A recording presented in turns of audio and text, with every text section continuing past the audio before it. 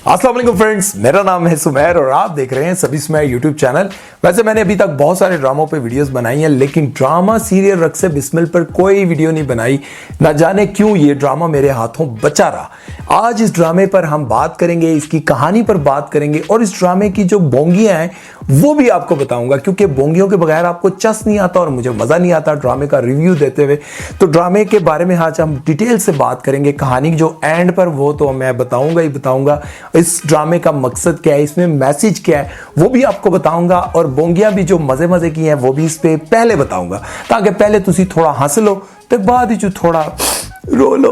तो चलते हैं वीडियो की तरफ, लेकिन उससे पहले मेरे चैनल को सब्सक्राइब कर दें, क्योंकि 2 लाख सब्सक्राइबर जल्दी जल्दी आप कर दें।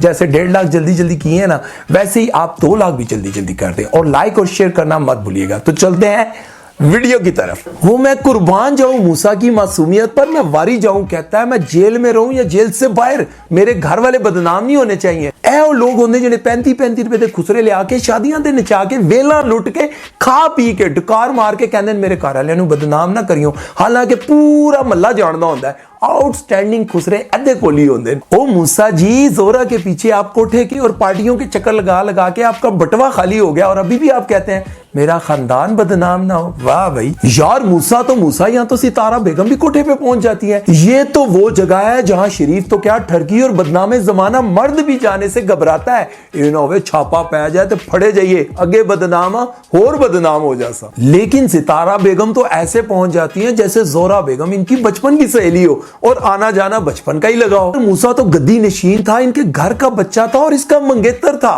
उससे मिलने के लिए इसको इतने पापड़ बेलने पड़े, अपनी कजन को शामिल करना पड़ा, और चंद सेकंड की मुलाकात में उसकी कजन भी बीच में बैठी रहती है। लेकिन ये क्या, यहाँ पे कोठे में आने के लिए उसको कोई मसला ही नहीं हुआ, और अपनी सुराहीदार गर्दन लेकर पहुंच जाती है। अब जरा अन्ना को चेक करे, जोहरा से कहती है कि मलिक शहरयार से शादी कर लो, वो तुमसे बहुत मोहब्बत करता है। और जोहरा आगे से क्या कहती है, कब तक मोहब्बत करेगा, जब तक हमसे दिल नहीं भर जाता। और अन्ना भी आगे से क्या कहती है, सुनो, हा तब तक हम इससे इतने पैसे बटोर चुके होंगे कि ये हमारे ही प्लाजो के आगे पकौड़ों की रेडी लगाने पर मजबूर हो जाएगा।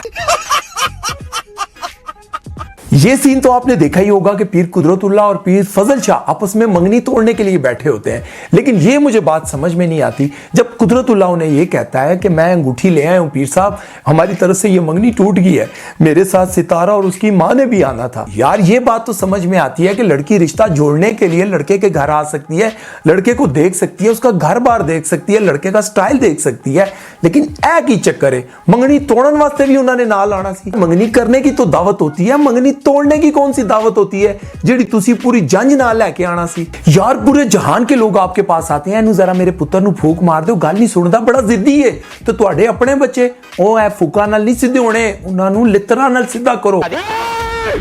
मूसा भाई, मैं आपकी बात नहीं कर रहा था, मैं वो खुदा और मोहब्बत में नहीं आ रहे, वो पीर साहब उनके बेटे की बात कर रहा था, आपकी नहीं कर रहा था।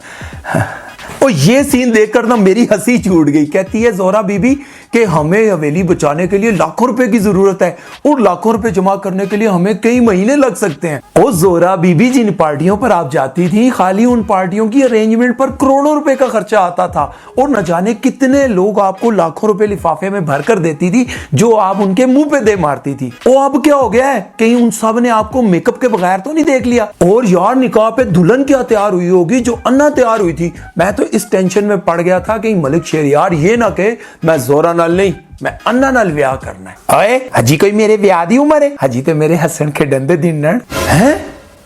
चलो है भी सही है। खैर बोंगियां हो गई बहुत, अब चलते हैं जरा कहानी की तरफ। कहानी में एक शख्स दिखाया गया है मूसा, जिसे मोहब्बत के नाम से भी नफरत होती है। वो कहता है कि ना मैं खुद मोहब्बत करूंगा, ना मैं इस घर में किसी को मोहब्बत करने दूंगा, बल्कि वो अपनी बहन को जिससे वो मोहब्बत करती थी उसके साथ शादी नहीं करने देता। लेकिन बहन जब इस बात से रंजीदा होकर उसको बद्दुआ देती है कि जाओ अल्लाह करे तुम्हें भी किसी से मोहब्बत हो जाए और वो तुम्हें कभी ना मिले। बेसिकली ये कहानी इसी बद्दुआ पर बेस्ड है।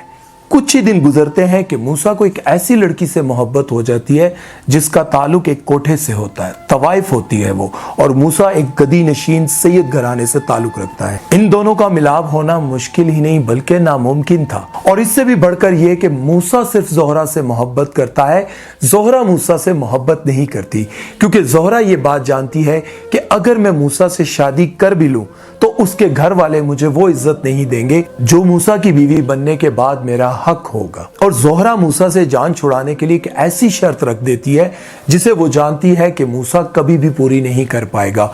वो ये शर्त रखती है कि तुम्हारे माँ बाप मेरे कोठे पर आकर मेरा रिश्ता मांगे, तब मैं तुमसे शादी करूंगी। फिर बहुत कुछ होता है और मूसा अपने आप को जोहरा के पीछे बर्बाद कर देता है, और उसका बाप भी उसे अपनी जायदाद से, गद्दी से, हर चीज से आग कर देता है। फिर यूं होता है कि मूसा जेल चला जाता है और जोहरा किसी मजबूरी के तहत एक अमीरजादे से शादी कर लेती है। मूसा इश्क की उस हद तक पहुंच जाता है, वो कहता है कि जिस जिंदगी में जोहरा नहीं, मेरी मोहब्बत नहीं, उस जिंदगी का क्या फायदा।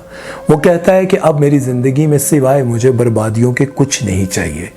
अब हम में से बहुत सारे लोग कहते होंगे कि मोहब्बत देख सुनकर करनी चाहिए कि कहाँ कर रहे हैं, यहाँ क्या नफ़ा है, क्या नुकसान है।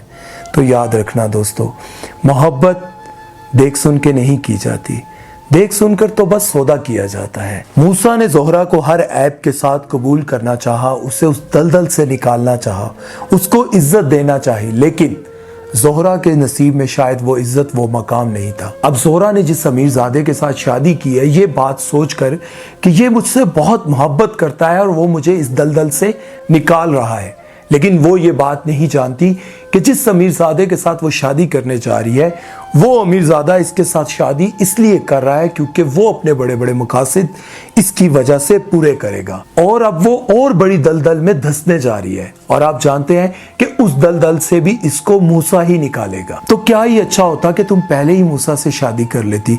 अगर वो एक अमीरजादा होकर, गद्दी नशीन होकर तुम्हारे पैरों में गिरकर अपनी मोहब्बत की भीख मांग रहा था, तब तुम में किस चीज का गुरूर रह गया था। बाज़ औक़ात ऐसा होता है हमारी जिंदगियों में, बहुत सारे लोग हमारी जिंदगी में ऐसे आते हैं कि जब वो हमें इज्जत देना चाहते हैं, हमें उस दलदल से निकालना चाहते हैं, हमें इज्जत की जिंदगी देना चाहते हैं, अपना साथ देना चाहते हैं, लेकिन हमारी अना और हमारी जिद और हमारा गुरूर हमें उस तरफ जाने नहीं देता।